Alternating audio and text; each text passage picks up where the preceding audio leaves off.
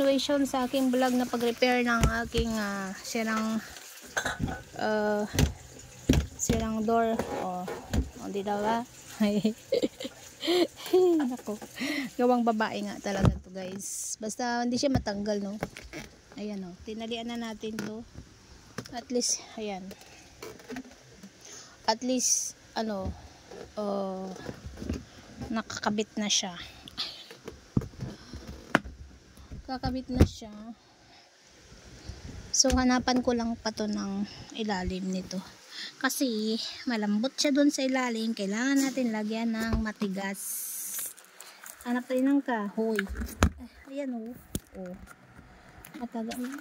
Malambot lang kasi itong nilagay ko dito pangkalang. I don't know what's gonna do. Ganun kaya, no. Kalangan natin.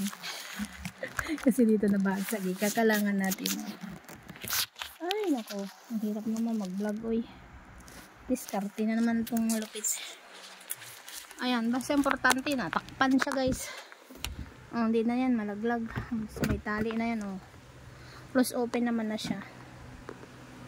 So, bakit ganun? Bakit dumilim? Close open naman na siya. So, ayun na yan. Kaysa wala siyang takip.